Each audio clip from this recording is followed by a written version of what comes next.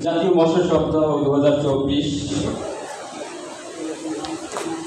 উদযাপন উপলক্ষে আজকের সভার সম্মানিত সভাপতি, উপজেলা প্রশাসনের নির্বাহী কর্মকর্তা, মঞ্চে উপস্থিত রয়েছেন আজকের সভার প্রধান অতিথি বাকেরগঞ্জ জনতার নয়নের মণি মেজর জেনারেল অবসরপ্রাপ্ত আব্দুল হাফিজ মল্লিক স্যার, মাননীয় সংসদ সদস্য বাকেরগঞ্জ ৬। মঞ্চে উপস্থিত রয়েছেন বিশেষ অতিথি ভাইস চেয়ারম্যান আব্দুল সালাম মল্লিক, আরও উপস্থিত রয়েছেন ভাইস চেয়ারম্যান জাহানারা মাহবুব সহ চেয়ারম্যান আওয়ামী লীগের নেতৃবৃন্দ। আমার সামনে থাকা বাকেরগঞ্জের 14 ইউনিয়ন তথা পৌরসভার সকল মৎস্য চাষী ভাইয়েরা আমার, আসসালামু আলাইকুম। আজকে আনন্দও লাগে কষ্টও লাগে কথা বলতে, যেহেতু মৎস্য সপ্তাহ 2024 বিগত দিনে বাকেরগঞ্জে এত বড় মাছ চাষিদের নিয়ে রেলি আমি কখনো দেখিনি, তাই আনন্দ লাগে আজকে এই রেলিতে অংশগ্রহণ করতে পেরেছি এবং অনেক মৎস্য চাষিরা অংশগ্রহণ করেছে।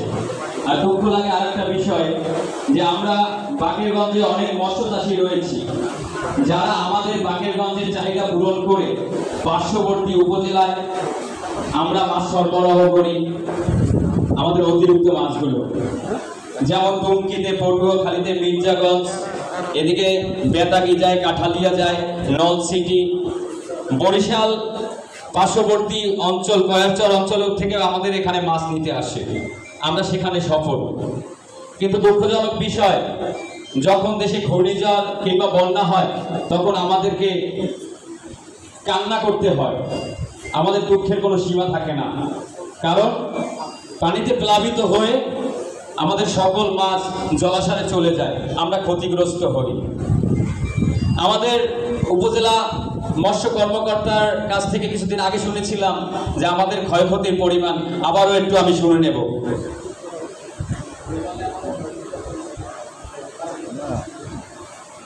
প্রায় 20 কোটি টাকা,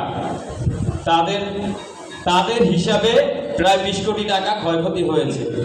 কিন্তু আমরা যদি উপজেলা থেকে কোনো প্রকার একটু সহযোগিতা পাই, আমাদের যদি সঠিক লিস্ট করা হয় যে কোথায় কত ক্ষয়ক্ষতি হয়েছে, তাহলে মনে হয় ক্ষয়ক্ষতি আমার মনে হয় যে আরো বেড়ে যাবে, 20 কোটি থেকে মনে হয় 30 কোটির কাছাকাছি যাবে। আর উপজেলা মৎস্য কর্মকর্তার কাছে আবেদন থাকবে যে আমরা বাকেরগঞ্জ মাছ চাষে অনেক এগিয়ে আছি, কিন্তু আপনাদের মৎস্য কর্মকর্তা থেকে আমরা পিছিয়ে আছি। মাছ চাষিরা সুবিধা ততটা আমরা উপজেলা থেকে পাই না, যতটা অন্য উপজেলায় পায়।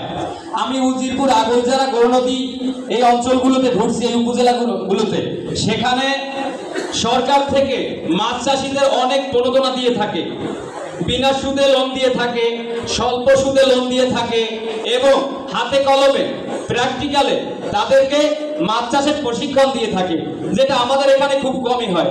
তাই মাননীয় এমপি মহোদয়ের দৃষ্টি আকর্ষণ করব, যাতে বাকেরগঞ্জের মাছ চাষিরা আরো সামনের দিকে অগ্রসর হতে পারে এবং স্মার্ট মাছ চাষি হতে পারে, সেই জন্য স্যার ব্যবস্থা গ্রহণ করবেন মৎস্য কর্মকর্তার মাধ্যমে। বেশি কথা বাড়াবো না, আপনারা সবাই এই রেমালে ক্ষতিগ্রস্ত হয়েছেন।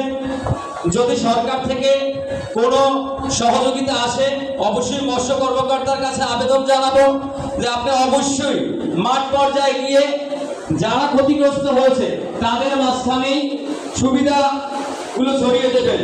বিগত দিনে জেনেছি যে অনেকেই সুবিধা পেয়েছে যারা ক্ষতিগ্রস্ত হয়নি, এভাবে যাতে আগামী দিনগুলোতে না হয় এই বলে শেষ করছি।